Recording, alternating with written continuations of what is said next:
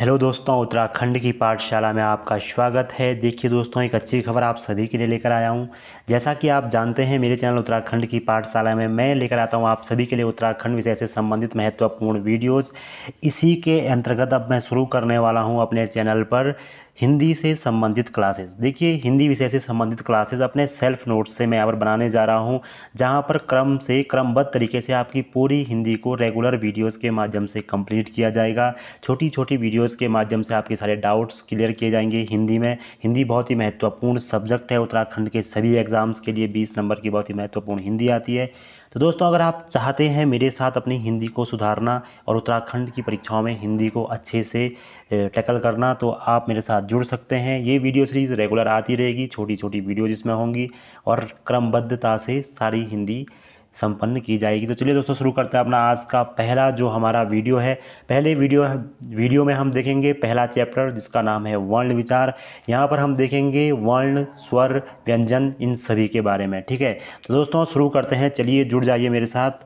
तो ध्यान से देखिए, आप भी ऐसे ही नोट्स बना सकते हैं। ये मेरे सेल्फ नोट्स हैं और आप भी ऐसे ही नोट्स बना सकते हैं। इसे बार बार वीडियो को देख सकते हैं जिससे कि आपको फ़ायदा हो। तो चलिए दोस्तों, शुरू करते हैं अपना आज का वीडियो। हमारा जो टॉपिक है आज वो है वर्ण विचार। देखिए, वर्ण का मतलब आप जानते हैं। वर्ण कहते हैं भाषा की सबसे छोटी इकाई को। भाषा, देखिए, भाषा वो है जो हम बोलते हैं, और हमारी जो भाषा हम बोलते हैं उसे लिखने के लिए लिपि चिन्हों का प्रयोग करना पड़ता है। इन्हीं लिपि चिन्हों को वर्ण कहा जाता है। ठीक है, मतलब जो हम भाषा मुँह से बोलते हैं उसे लिखने के लिए लिपि चिन्हों का प्रयोग करना पड़ता है, और उन्हीं लिपि चिन्हों को वर्ण कहा जाता है। ठीक है, जैसे हमारी देवनागरी लिपि है, उसमें जो वर्ण चिन्ह प्रयोग होते हैं वो उसके लिपि चिन्ह हैं।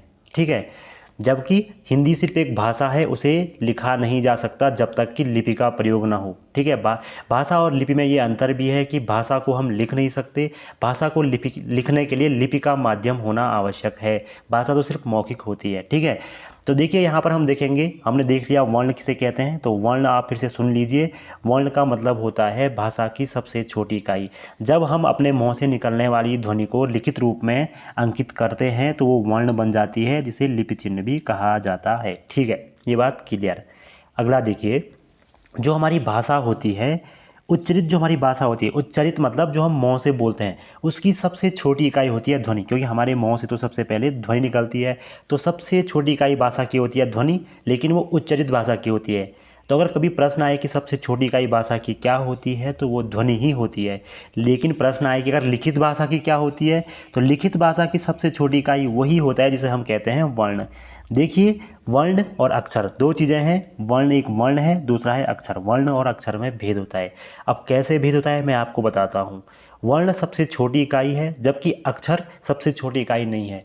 जबकि हम बहुत बार मानते हैं कि वर्ण और अक्षर एक ही चीज़ है, पर ऐसा क्यों है? तो इसका यहाँ पर देखिए, सीधी सीधी बात यह है कि क एक वर्ण है। देखिए, आधा क हम जिसे बोलते हैं, ये एक वर्ण है। ठीक है, हलंत है इसके नीचे। इसका मतलब जब इसके साथ अ लगेगा तभी ये पूर्ण व्यंजन बन पाएगा। व्यंजन आप जानते हैं, व्यंजनों के साथ अ लगता है तब वो व्यंजन बन पाते हैं, अपना एक साउंड दे पाते हैं, वरना उनका साउंड नहीं निकलता है। आधा क का कोई भी साउंड नहीं है। ठीक है, तो देखिए, ये है एक व्यंजन आधा क, जो हमने लिखा है हमारी भाषा में आधा क इसे बोलते हैं। और क है एक अक्षर।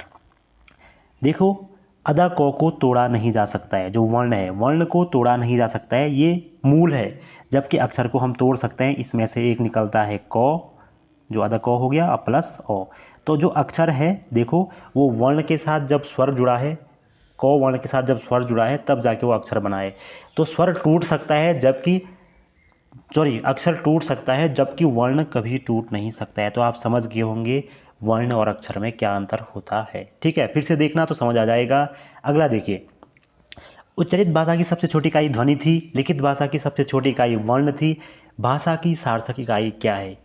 मतलब भाषा का वो कौन सा रूप है जिससे हमें कुछ कुछ अर्थ स्पष्ट होने लगता है? तो वो देखिए, भाषा की जो सार्थक इकाई है वो है शब्द। देखो, जैसे हमने बोला मकान, तो हम कुछ कुछ समझे, हमें लगा कि कुछ ना कुछ तो है, मकान की बात हो रही है। आया मैदान, हमें लगा मैदान की बात हो रही है। लेकिन हम ये नहीं समझ पा रहे हैं कि बात क्या हो रही है। सिर्फ इतना आया कि मैदान के बारे में बात हो रही है, तो एक सार्थक है।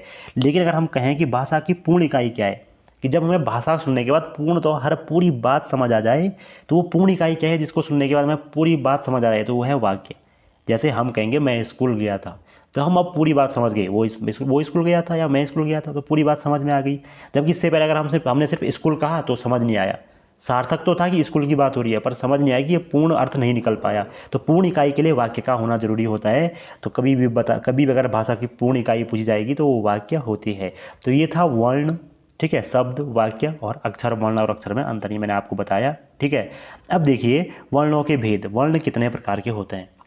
तो आप जानते हैं वर्ण दो प्रकार के होते हैं, स्वर और व्यंजन, ठीक है। दो प्रकार के वर्ण होते हैं, स्वर एवं व्यंजन। देखिए अब बात करते हैं स्वरों की। स्वर देखिए, स्वर उन व्यंजनों को कहते हैं जो स्वतंत्र रूप से मुंह से निकलते हैं, मतलब जो स्वतंत्र रूप से उच्चारित होते हैं, जिनको बोलने में हमें कोई भी दिक्कत नहीं होता है। जो प्राण वायु होती है हमारी, जो हमारी प्राण वायु हमारे हृदय से निकलती है या हमारे कंठ से निकलती है, वो बिना रोक टोक के मुंह के बाहर निकलती है स्वरों को बोलने में, ठीक है। जैसे अब अगर आप अ से लेकर औ तक स्वरों को बोलोगे, अ आ ई, तो आपकी जो वायु है कंठ से निकलने के बाद बेरोक टोक मुंह के बाहर आएगी, मतलब कहीं भी टकराएगी नहीं। तो स्वतंत्र रूप से जो बोले जाते हैं उन्हें स्वर कहते हैं। अर्थात अगर हम इसकी भाषा में कहें, साहित्यिक भाषा में, तो जिस ध्वनि के उच्चारण में वायु मुख विवर मतलब जीभ और तालु के पास से मुख विवर इसे बोलते हैं, तथा स्वर यंत्र से मतलब कंठ, स्वर कहाँ से निकलते हैं? कंठ से निकलते हैं ना। तो स्वर यंत्र से, मुख विवर और स्वर यंत्र से निर्बाधित बाहर निकल जाए, मतलब गले में न टकराएं, ठीक है, मुंह में न टकराएं और सीधे बाहर आ जाएं। गले और मुंह में न टकराते हुए सीधे बाहर आ जाएं, कंठ में न टकराएं, जीभ और तालु पर न टकराएं और सीधे बाहर आ जाएं, उन्हें स्वर कहते हैं, बेरोक टोक, ठीक है। तो स्वर का मतलब हो गया स्वतंत्र रूप से उच्चारित ध्वनियाँ स्वर हैं, जिनमें वायु बेरोक टोक प्राण वायु बाहर निकलती है हमारे मुंह से, ठीक है, बिना टकराए। तो स्वरों की अगर हम कुल संख्या की बात करें तो कुछ लोग कहते हैं 13 है, कुछ 10 भी कहते हैं, कुछ 11 भी कहते हैं। लेकिन स्वरों की हम अगर बात करें शुद्ध संख्या कितनी है, तो स्वरों की कुल शुद्ध संख्या है 11, ठीक है। 11 ही स्वर हैं। 11 स्वर कौन कौन से हैं? तो अ, आ, छोटी ई हम बोलते हैं, बड़ी ई, छोटा ऊ बोलते हैं, छोटा बड़ा ऊ, फिर री। री देखिए संस्कृत से लिया गया है लेकिन पूर्ण प्रयोग हो रहा है तो हम इसे भी मानेंगे, ठीक है। फिर ए, आई, ओ, औ, ठीक है। ये सभी क्या हैं?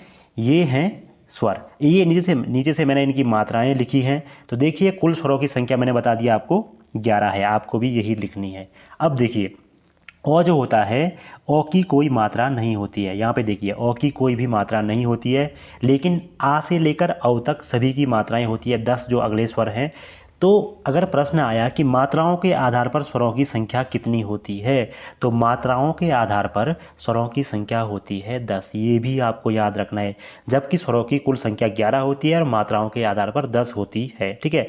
कुछ लोग कहते हैं स्वरों की कुल संख्या 13 है, वो वहाँ पर अंग और अह को भी जोड़ लेते हैं। हो सकता है ये सही आंसर कभी हो जाए जब 11 ऑप्शन में ना दिखे, लेकिन जब भी 11 ऑप्शन में हो और 13 ऑप्शन में नहीं होगा तो यही सही आंसर है। अगर 13 ऑप्शन में हो सकता है तो हो सकता है वो सही आंसर हो। यहाँ पर आपने अपने विवेक का इस्तेमाल भी करना है, ठीक है। क्योंकि हिंदी व्याकरण की हम बात कर रहे हैं, व्याकरण लगातार गतिशील रहता है भाषा का, इसलिए दिक्कतें होती हैं। अब देखिए स्वर दो प्रकार के होते हैं। स्वर दो प्रकार के हम यहाँ पर देख रहे हैं। तो दो प्रकार के स्वर कौन कौन से यहाँ पर हैं? तो स्वर दो प्रकार के यहाँ पर हैं, देखिए ह्रस्व और ह्रस्व और दीर्घ। ह्रस्व का मतलब होता है मूल या लघु, छोटे वाले ह्रस्व, ठीक है। ये री की मात्रा इसके बीच में है तो इसलिए ह्रस्व बोलते हैं। ह्रस्व या लघु मतलब जो छोटे स्वर होते हैं, मूल स्वर जिन्हें हम कहते हैं। दूसरे होते हैं दीर्घ, मतलब गुरु, बड़े का इसका पर्यायवाची होता है दीर्घ का गुरु, तो मतलब बड़ा, ठीक है। अब यहाँ पर देखिए ह्रस्व स्वर कौन कौन से हैं? तो अ हो गया, छोटा ई हो गया, छोटा ऊ हो गया और री, ये हैं ह्रस्व स्वर, मतलब मूल स्वर। इन्हें मूल स्वर भी कहते हैं। आप यहाँ पर लिख दीजिएगा अपने नोट्स में मूल स्वर, ठीक है। मूल स्वर है 4, अ, ई मतलब छोटी ई, छोटा ऊ और री, ठीक है, ये मूल स्वर हैं। जबकि दीर्घ स्वर हैं, मतलब बड़े स्वर, जिनको देखिए मूल स्वर इसलिए कहते हैं कि इनको बोलने में कम समय लगता है, इसलिए इन्हें छोटे कहा जाता है। जब देखिए कितनी आसानी से मुँह से निकलते हैं, अ, ई, ऊ, री, ठीक है। जबकि जो दीर्घ हैं उनको उच्चारित करने में इनसे अधिक समय लगता है, इसलिए इन्हें दीर्घ कहा गया है, जो है आ, बड़ा ई, बड़ा ऊ, ए, आई, ओ और औ। देखिए इनको बोलने में इन ह्रस्व स्वरों से अधिक समय लगता है और इनकी संख्या है 7। तो देखिए ये भी याद रखना है, ह्रस्व स्वर हैं 4, दीर्घ स्वर हैं 7, ठीक है। अब देखिए जो लास्ट के 4 हैं इनमें ए, आई, ओ, औ, ये इन्हीं ह्रस्व और दीर्घ से मिलकर बनते हैं, इसलिए इन्हें संयुक्त स्वर भी कहते हैं। क्या कहते हैं? संयुक्त स्वर भी कहते हैं, क्योंकि ये इन ह्रस्व और दीर्घ से मिलकर बनते हैं। हम संधि में आगे देखेंगे कैसे कैसे ये बनते हैं, ठीक है। अब आगे देखिए, आगे हम देखेंगे अयोगवाह शब्दों को। देखिए जो स्वरों में अन्य स्वर होते हैं 11 के बाद, जिन्हें हमने स्वर कहा है कुछ लोगों ने, वो हैं अंग और अह, अनुस्वार एवं विसर्ग। देखिए अंग जो होता है इन्हें न व्यंजनों में रखा गया है, अंग और अह को न स्वरों में रखा गया है। ऐसा क्यों है? देखिए, एक तो देखिए इन्हें व्यंजनों में इसलिए नहीं रखा गया, इन्हें देखिए इनका प्रयोग हमेशा तब होता है जब इनके आगे अ लगता है, इसलिए इन्हें अयोगवाह कहा जाता है। अयोगवाह इसलिए कहा जाता है इन्हें क्योंकि इनके प्रयोग के लिए आवश्यक है कि अ का प्रयोग इनसे आगे किया जाए। जब इनसे आगे अ का प्रयोग होगा तभी इनका अर्थ निकलकर सामने आता है। ठीक है, देखिए हमने कहा था कि व्यंजनों में पीछे से अ की ध्वनि लगती है, जैसे क व्यंजन है, ठीक है, क ये मूल है और ये इसके आगे जब पीछे अ लगता है तब जाके ये क होता है, ठीक है, तब जाके ये व्यंजन बनता है। तो ये है व्यंजन। जबकि यहाँ क्या होता है, अंग है और जब अ लगता है इसमें तब जाके ये अंग बनता है, ठीक है, तब जाके ये अपना अर्थ देता है।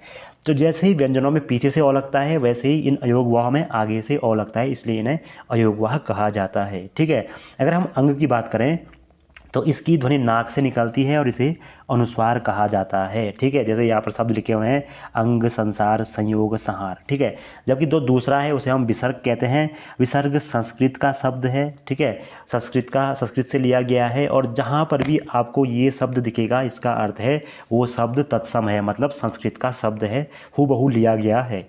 ठीक है, इसके बाद जानकारी की एक और चीज़ है यहाँ पर, वो है अनुनासिक। अनुनासिक देखिए दो तरह के होते हैं। एक अनुनासिक वो होते हैं जो व्यंजनों में पंचमा अक्षर होते हैं, जबकि ये अलग है। इसका अर्थ होता है चंद्र बिंदु और ये नाक और मुंह दोनों से बाहर निकलती है इसकी ध्वनि। कभी प्रश्न आ गया कि चंद्र बिंदु की ध्वनि कहाँ से निकलती है, तो नाक और मुंह दोनों स्थानों से निकलती है। अब देखिए जो मैं शब्द यहाँ पर मैंने लिखा है उसके ऊपर चंद्र बिंदु है, लेकिन यहाँ पर ये सिर्फ अनुस्वार के रूप में आपको दिख रहा है। तो इसका अर्थ ये होता है कि जब भी जो सिरोरेखा होती है, ये वाली जो रेखा होती है सिरोरेखा, जैसे हम सिरोरेखा डालते हैं ना बहुत बार ऐसे, तो जब भी रेखा के ऊपर चंद्र बिंदु लगता है तो वो ऐसे नहीं लगते, ऐसा नहीं लगता, जबकि कैसे लगता है, उन मात्राओं के साथ वो लगता है हमेशा बिंदु की तरह। अगर सिरोरेखा के ऊपर कोई मात्रा हो और वहाँ पर चंद्र बिंदु का प्रयोग करना हो तो वो सिर्फ एक बिंदु के रूप में लगता है, न कि चंद्र बिंदु के। तो ये भी आपको याद रखना है। ठीक है, तो अयोगवाह हमने देख लिए अंग और अह। ठीक है, अब देखेंगे हम व्यंजन। हमने स्वर देख लिए जो 11 थे। ठीक है, अब व्यंजन की परिभाषा ठीक होगी स्वरों से उल्टी। कैसे? तो व्यंजन की परिभाषा स्वरों से उल्टी कैसे होगी? तो देखिए जिसके उच्चारण में क्या होता है, ज़्यादा समय लगता है, मुँह से बाहर आने वाली हवा टकराती है इधर उधर, मुँह के बहुत सारे हिस्सों में टकराती है, उसे हम क्या कहते हैं, व्यंजन। मतलब जो स्वरों की सहायता से बोला जाता है। देखो व्यंजन का कोई स्वतंत्र अस्तित्व नहीं है, जब तक स्वर उसमें ना जुड़े उसका कोई अर्थ नहीं है। जैसे देखिए अगर ये क है, अदक क है, इसे बिना अ का प्रयोग किए आप बोलने का प्रयास कीजिए, आप बोल ही नहीं पाएंगे। बिना अ के आप इसे नहीं बोल सकते, क्योंकि जब इसके पीछे क लगे अ लगेगा तभी ये क बनेगा। बिना अ के हम बोलते नहीं, हालांकि हम बोल रहे हैं छोटा क, लेकिन हम बोल तो पूरा अ ही रहे हैं उसके पीछे। तो बिना अ के इसका कोई अस्तित्व नहीं है, चाहे आ लगे, ई लगे, ऊ लगे, बिना स्वरों के बिना इसका कोई अस्तित्व नहीं है। जब तक क का अ आ ई ऊ नहीं लगा तब तक ये क का के कुकू नहीं हो सकता। समझ गए आप?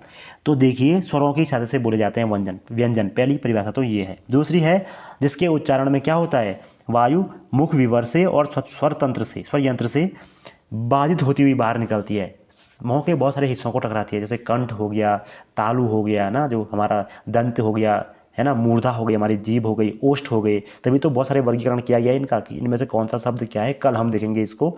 तो आज अभी इसको देखेंगे। ठीक है, अब देखिए स्वरों की सहायता से बोले जाने वाले जो ये व्यंजन है इनकी संख्या कितनी होती है? तो इनकी संख्या होती है 33। ठीक है, व्यंजनों की कुल संख्या कितनी होती है? 33 इनकी संख्या होती है, ये भी हमें ध्यान रखना है। अब हम देखेंगे इन 33 व्यंजनों को। देखिए हम कुल व्यंजनों की संख्या अंत में देखेंगे, पहले हम स्वर और व्यंजनों की इस संख्या को देखते हैं जो सामान्यतः हम बोलते हैं। तो व्यंजनों की जो संख्या है देखिए यहाँ पर ध्यान से, वो कितनी है, वो है 33। अब इस 33 में कौन कौन से व्यंजन आपको यहाँ पर देखने को मिलेंगे? तो देखिए सबसे पहले हम शुरू करते हैं क से। क, ख, ग, घ, ग। ठीक है, च, छ, ज, झ, जौ, ट, ठ, ड, ढ, ढ़, त, थ, द, ध, न और प, फ, ब, भ, म। ये तो हैं हमारे 5 वर्ग, क, च, ट, त, प। आपने यहाँ से देख लिया होगा, ये हैं 5 वर्ण, 5 वर्ग। क वर्ग, च वर्ग, ट वर्ग, त वर्ग और प वर्ग। ये 5-5 अक्षर हैं। ये हर किसी में ये 5 अक्षर, ये हर किसी में 5 अक्षर हैं। ये 5 लाइनों का एक वर्ग है। ठीक है, इन्हें वर्गीय व्यंजन भी हम कहते हैं। वर्गीय व्यंजन क्यों? क्योंकि ये पूरा वर्ग इनमें बन रखा है 5-5 का। ठीक है, ऊपर से इन्हें स्पर्शी व्यंजन भी कहा जाता है और इनकी कुल संख्या होती है 25। ठीक है, यहाँ तक। अब वर्णों में इससे आगे आते हैं क्या? य, र, ल, व। ठीक है, य, र, ल, व। देखो, और अगला है शौ, शौ, सौ, सौ। अब करते हैं इनका वर्गीकरण। हमने देखा क से लेकर म तक कुल 25 व्यंजन वर्ग के अंदर बंधे हुए हैं। इन 25 व्यंजनों को हम कहते हैं वर्गीय व्यंजन। ठीक है, वर्गीय व्यंजन कहा जाता है इन 25 व्यंजनों को। इन्हीं को हम स्पर्शी व्यंजन भी कहते हैं। ठीक है, इन स्पर्शी व्यंजनों की कुल संख्या कितनी है? 25 है। इनकी कुल संख्या 25 है और प्रत्येक वर्ग में 5 है। अगर कभी प्रश्न आ जाए कि एक वर्ग में कितने स्पर्शी व्यंजन होते हैं, तो 5 होते हैं। ठीक है, यहाँ तक बात हो गई पूरी। अब देखिए, इन जो ये पूरा वर्ग है, इसमें प्रत्येक वर्ग का जो पंचमाक्षर होता है, 5वां अक्षर, ठीक है, उसे हम अनुनासिक कहते हैं। ये वो अनुनासिक नहीं है जो चंद्र बिंदु वाला था। चंद्र बिंदु वाले अनुनासिक में जो आवाज़ होती है या जो ध्वनि होती है, वो मुख और नाक दोनों से बाहर निकलती है, जबकि यहाँ पर सिर्फ नाक से ही ध्वनि निकलती है। देखो, घों, जौ, णो, नो और मो सिर्फ नाक से, इन्हें अनुनासिक कहते हैं। इनकी ध्वनि सिर्फ नाक से निकलती है। इन्हें नासिक्य व्यंजन भी कहते हैं, याद रखना है। ये हर वर्ग का 5वां अक्षर होता है। ठीक है, इसके बाद देखिए, इसके बाद है अंतस्थ। य, र, ल, व। इन्हें अंतस्थ कहा जाता है। इन्हें अंतस्थ क्यों कहा जाता है य, र, ल, व को? तो देखिए, अंतस्थ इसलिए कहा जाता है क्योंकि इन्हें बोलने में व्यंजनों से कम समय लगता है, लेकिन स्वरों से अधिक समय लगता है। स्वर सबसे आसानी से बोले जाते हैं। उसके बाद अंतस्थ व्यंजनों को बोलने में थोड़ा ज़्यादा समय लगता है और व्यंजनों को बोलने में अंतस्थ व्यंजनों से भी अधिक समय लगता है, इसलिए इन्हें अंतस्थ व्यंजन कहा गया है। ठीक है, देखिए, अगर इनकी बात करें हम, तो इनमें से यो है वो इसे अर्धस्वर कहा जाता है, क्योंकि स्वरों से थोड़ा ज़्यादा समय लगता है इनको बोलने में। देखिए, अगला है वो को भी अर्धस्वर कहा गया है। लौ जो है, लौ को पार्श्विक कहा गया है, क्योंकि लौ को जब हम बोलते हैं तो हमारी जीभ के बगल से हवा बाहर निकलती है, इसलिए पार्श्व भाग से हवा बाहर निकलने के कारण इन्हें पार्श्विक कहा गया है। और रौ को लुंठित कहा जाता है। लुंठित इसलिए कहा जाता है क्योंकि जब हम रौ बोलते हैं तो हमारी जो जीभ है वो अल्टे पलटे खा लेती है मुँह के अंदर। ठीक है, रौ बोल के देखिए, पूरा गोल घूम जाती है जीभ, तो इसलिए इसे लुंठित कहा गया है। तो यो अर्धस्वर है, रौ लुंठित है, लौ पार्श्विक है या पार्श्व है, और जो वो है वो अर्धस्वर है। फिर यो और वो अर्धस्वर हो गए, अब बीच के एक लुंठित एक पार्श्व। ये आपको याद रखना है ध्यान से। ठीक है, अब देखिए, अगला है ऊष्म व्यंजन। तो ऊष्म जो व्यंजन है वो हैं शौ, सौ और सौ। ये तीनों अलग अलग सौ हैं। ठीक है, और हो। तो ये जो सौ है, जैसे तालव्य सौ, मूर्धन्य सौ और दंत्य सौ, इन्हें हम बोलते हैं। ये तीनों और इनके साथ हो भी, ये है ऊष्म व्यंजन। ऊष्म व्यंजन का अर्थ ये होता है, जब हम इन्हें बोलते हैं तो हमारे प्राण से एक ऊष्मा सी बाहर निकलती है। ठीक है, आप भी बोल के देखना, शौ, सौ, सौ, हो। तो इसलिए इन्हें ऊष्म व्यंजन कहा जाता है। तो ये है हमारे कितने 33 व्यंजन पूरे। ठीक है, 33 व्यंजन मैंने आपको बताए, क से लेकर म तक, फिर य, र, ल, व, फिर तीनों शौ और फिर हो। ठीक है, यहाँ तक आपका क्लियर हो गया है। इसके आगे की क्लास मैं करूँगा आपसे कल, मतलब इससे आगे की बात होगी कल। देखिए दोस्तों, जुड़े रहिए, इस वीडियो को बार बार देखिए, तब जाके आप समझ पाएंगे। बहुत ही छोटे वीडियो में बहुत ही महत्वपूर्ण जानकारी लेकर आया हूँ। रेगुलर लाता रहूँगा, हिंदी को कंप्लीट कर लेंगे। ठीक है, जुड़े रहिए, धन्यवाद।